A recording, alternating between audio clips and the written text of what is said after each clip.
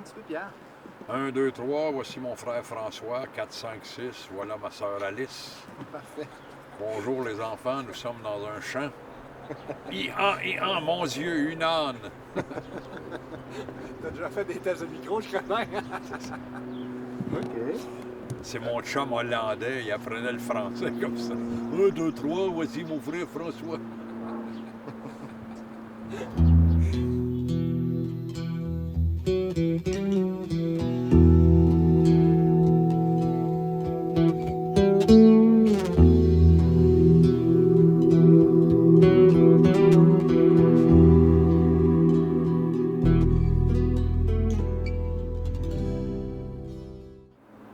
Pourquoi tu trouves ça intéressant de les rencontrer? Comme là, tu es venu à Rimouski rencontrer mes étudiants. Qu'est-ce que tu trouves important dans ces rencontres-là? Ben, c'est juste, des fois, je me dis, quand nous autres, on était jeunes, tu sais, il y a du monde qui se sont occupés de nous autres, qui se sont occupés de venir nous parler, de nous expliquer, de nous déniaiser. Fait que là, je me dis, bon, ben, là, c'est moi qui ai rendu vieux, tu sais, c'est à notre tour à faire notre bout, tu sais, puis des fois, même quand je trouve ça fatigant, il y a un côté qui me fait plaisir aussi de sortir de Montréal, puis de, tu sais, souvent dans nos vies, on est toujours dans les mêmes petits sentiers, on est comme les lapins, là, on est dans le même sentier, puis là, ça permet de sortir du sentier, puis moi, j'aime aussi, j'aime profondément le Québec, tu sais, moi, j'aime ça, puis de sortir, ça me fait du bien. Je vois d'autres sortes de monde, d'autres paysages. Tu sais, ça, moi, le Québec, j'aime ça physiquement. Tu sais, d'aller au Saguenay en hiver, j'aime ça, tu sais, de voir la neige, les montagnes. Là, tu sais, je pense que il me semble, dans toutes les fois où je suis venu dans le bas du fleuve ou en Gaspésie, tu sais, je pense que j'étais jamais venu au printemps. Là, j'aimais bien les petites montagnes là, dans le bout du Bic, là, tu sais. C'est beau, le fleuve. Moi, ça me met de bonne humeur. Souvent, les jeunes, ils me remercient. Ah, merci, M. Falardeau, d'être venu. Mais ils savent pas qu'eux autres, ils te donnent quelque chose. Ils te donnent quelque chose sans le savoir. Hein? Ils te donnent leur enthousiasme, leur jeunesse. Fait que ça, des fois, je pense que ça empêche de développer trop de cynisme. Le cynisme du monde de notre âge. Fait que moi, ça me fait du bien. Au-delà du mal de dos de chauffer 5 ans.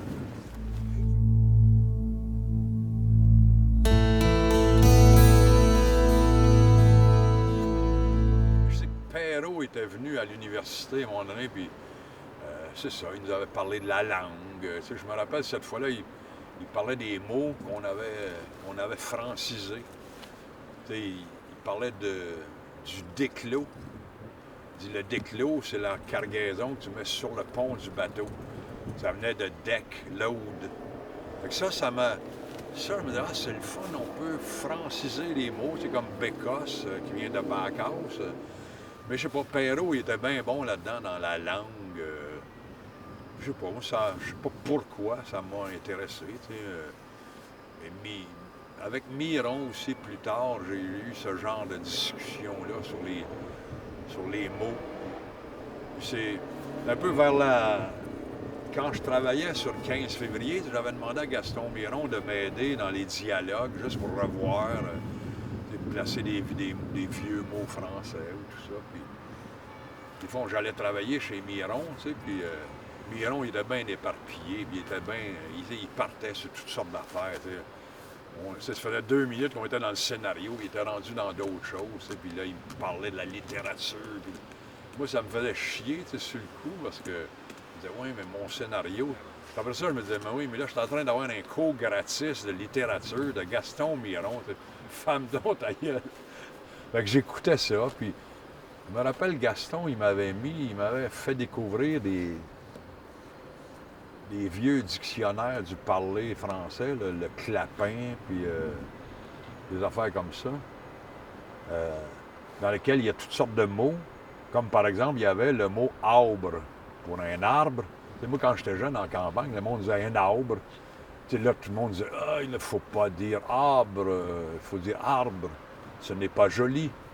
Là, tu apprends que ça vient de France, c'est dans le patois, je sais pas, ça venait de Normandie, ou que ça fait partie de la langue. Il y avait le mot graffinier. C'est ça, à Radio-Canada, il ne faut pas dire graffinier, il faut dire égratigner. Là, il disait, ça vient de... C'est très français, graffinier, c'est dans Rabelais. Là, tu disais, mais on parle bien. On parle très, très, très bien. Donc, c'est ça, des fois, ces vieux-là, c'est ça, ces vieux-là nous ont réveillés. Il faut transmettre le peu qu'on a appris, si ça peut servir.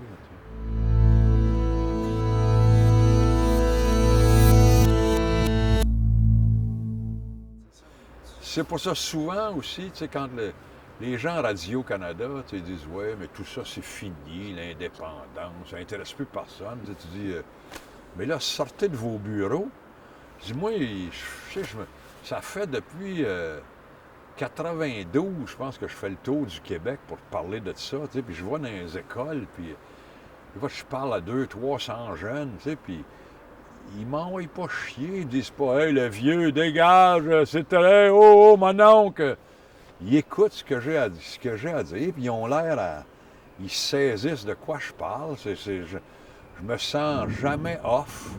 Jamais, jamais, jamais. Puis des fois, tu sais, je croise du monde sur la rue à Montréal. Tu sais, des fois, il y a des punks avec les cheveux roses, tu sais, avec des anneaux dans les oreilles, dans le nez, puis je les regarde, les vois s'en venir. Je dis, as-tu vu le tata? Là, le gars, il dit, « Ah, monsieur Falardeau, j'ai lu votre livre, c'est magnifique! » Et tu dis, bon. Ailleurs, les préjugés. Oui, c'est ça. Des fois, ça m'arrive, c'est ça, ça m'arrive assez souvent de voir des fois, tu vois des gros tartes sur le Harley Davidson. Là, as-tu vu le mononcle? Le gars, il dit, « Ah, monsieur Falardeau, j'adore vos films! » Tu dis, bon. C'est drôle de rejoindre, c'est ça, toutes sortes de monde. Hein. Puis c'est ça le peuple, hein? C'est toutes sortes de monde.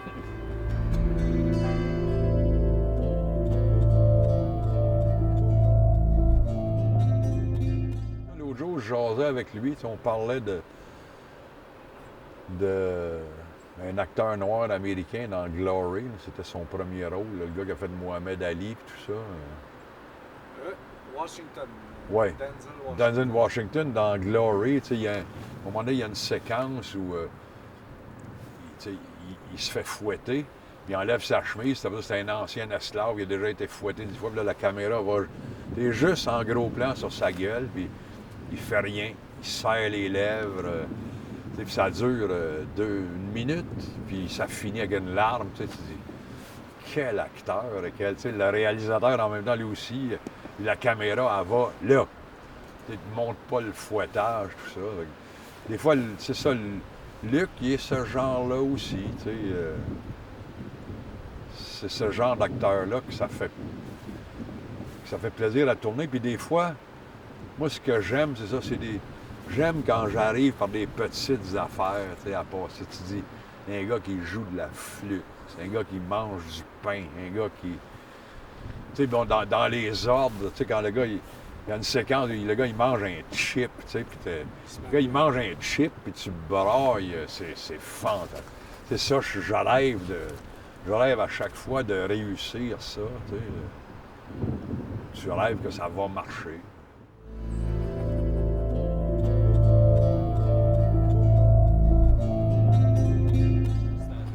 Tout ça, c'est parti il y a déjà quelques années. Mon ami Francis Simard a commencé à s'intéresser à l'histoire militaire. Je ne sais pas pourquoi. Mais il est tombé à un moment donné, il s'est aperçu que dans la Deuxième Guerre mondiale, je n'ai pas le chiffre exact, je ne sais pas si c'est 50 000 ou 25 000. Il y a eu, disons, les chiffres sont peut-être pas exacts, mais disons 50 000 volontaires québécois dans l'armée. Lui, il disait, mais on parle de ça nulle part. Tout ce qui est resté dans notre imaginaire de la Deuxième Guerre, c'est que les Québécois, on a refusé d'aller se battre, d'aller à la conscription. Mais il dit, il y a 25 000 gars qui sont allés volontaires, donc il y a quelque chose là. Puis, quand Francis est arrivé avec ça, il il allait à l'inverse de toute la pensée, de toute l'idéologie nationaliste. Tu sais, au début, mais qu'est-ce qui te prend? Là? On va pas se mettre à fêter l'armée canadienne, câlisse. Mais lui, c'était pas l'armée canadienne, c'était les Québécois. Il dit, on n'était pas des lâches, on s'est battus. Puis il m'a raconté l'histoire de, je sais pas quoi, de Pierre Sévigny, qui s'est battu dans un régiment d'artillerie avec des Polonais dans la poche de Falaise, Deuxième Guerre mondiale. Tu sais, puis la poche de Falaise, il y avait 100 000 Allemands encerclés, il fallait qu'ils sortent. La seule place où ça sortait, c'était à Falaise, puis il y avait Sévigny, les Québécois, puis les Polonais qui tenaient la place, puis il dit, ils sont quasiment tous morts, il ne reste plus d'obus. Tu sais, il dit, c'est comme... C'est des histoires... Mais il dit, personne parle de ça, parce que Sévigny, c'est un ministre fédéral, tu sais, mais il dit, c'est des Québécois aussi. Fait que, il a changé beaucoup la mentalité, notre vision des choses là-dessus, de sorte qu'aujourd'hui, même la Société Saint-Jean-Baptiste, le 11 novembre, ils reconnaissent la part des soldats québécois. Ils ne les laissent pas aux Canadiens. Fait que c'est ça, c'est un peu pour ça, à un moment donné, que j'ai pensé faire un film de guerre. Puis par hasard, je sais pas, j'étais tombé sur un roman de... Je sais pas si c'est par hasard, en tout cas. J'ai lu un roman d'Orgelès qui s'appelle Les Croix de bois, d'un livre sur la Première Guerre mondiale. Et puis, dans le livre, à un moment donné, il y a une petite histoire qui tient en quelques pages. Il y a des soldats français qui doivent occuper une position, puis les Allemands creusent une mine dessous pour la faire exploser, puis les gars, ils attendent que ça pète ou que ça pète pas. Puis je suis parti de ça, je me suis dit, merde, ils vont mettre des Québécois ils vont faire un film sur des soldats québécois en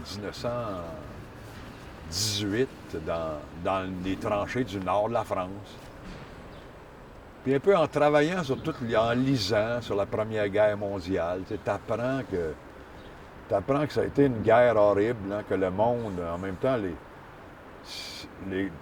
tout le monde dit on vivait comme des robineux, dans la boue, le froid, la pluie, les rats, les poux. Le monde, des fois, se disait, les poux, là, c'est tellement écœurant. Là, même c'était plus dangereux que les Allemands. Là, tu lis ça, puis ça fait qu'en creusant, tu apprends toutes sortes d'affaires sur la Première Guerre mondiale, des fois sur les armes, sur des... Moi j'aime les détails, j'aime les petites affaires. Fait que là, je me suis construit un peloton de soldats québécois. Le personnage principal, il s'appelle Simard. Il était jardinier pour M. Molson à Métis. C'est un gars qui vient des Boules. Il y a un autre gars que j'ai pris, il vient des îles de la Madeleine, c'est un pêcheur. Lui, toute sa vie, il s'est fait fourrer par la Gordon Pugh, les compagnies de Zarzais qui exploitaient le monde. J'ai mis un gars qui était bûcheron pour les Price Brothers au Saguenay. J'ai mis 2 gars qui ont participé à la grève de Buckingham dans la Lièvre, une grève où c'était les McLaren Brothers qui... En tout cas, j'ai construit tout ça, puis j'ai mis là-dedans comme un jeune intellectuel, un gars qui était après finir son cours classique, puis qui décide de s'engager pour le kick. Puis lui, ben, il découvre le Québec en étant là, puis comme il est l'intellectuel, mais j'ai pas fait une caricature d'intellectuel, j'ai fait un intellectuel qui s'intéresse au monde, puis qui... Comment ça marche là? Tabarnak, ils vous payaient pas en argent, là, les arzars, ils vous payaient avec des pitons. Les pitons sont échangés. En tout cas, j'ai essayé de faire de ce film-là, de mettre tout ça ensemble, d'en faire un film où il y a le plus de stock possible. C'est pour ça que, présentement, c'est un peu épeurant, parce que la première version, il il y a tout, ça déborde, il y en a trop. Mais, tu sais, j'ai pas voulu rien jeter, tu sais, je voulais pas rien oublier. Là, je vais le reprendre, puis tu sais, je vais jeter ce qui est trop. Tu sais, peut-être, parce qu'à un moment donné, le monde, ils peuvent pas en prendre plus qu'ils peuvent, tu sais. Mais, puis ben, tu sais, je sais pas si tout le monde est comme ça. Il y a des fois, on doute de soi, d'autres fois, on se trouve extraordinairement intelligent. Tu sais, moi, des fois, je regarde ce film-là de l'extérieur, puis je me dis, ça peut donner un très, très, très, très grand film de guerre. Puis pas juste de l'histoire du monde. Tu sais, si j'ai un peu de talent, ça peut donner un Christ de grand film. Tu sais, parce qu'en même temps, tu t'aperçois, il n'y a pas tant que ça, des grands chefs-d'œuvre de. Il y a peut-être les Sentiers de la gloire, il y a peut-être. Bon, il y a des affaires comme Platoon, il y a des affaires comme Full Metal Jacket. Bon, il y a quelques grands films de guerre, mais en tout cas, je me disais, bon, peut-être que je pourrais en rajouter un dans ceux-là, de ce calibre-là. C'est un peu baveux, mais c'est le feeling que j'ai, que ça pourrait, au-delà de moi, que ça pourrait donner quelque chose de bien.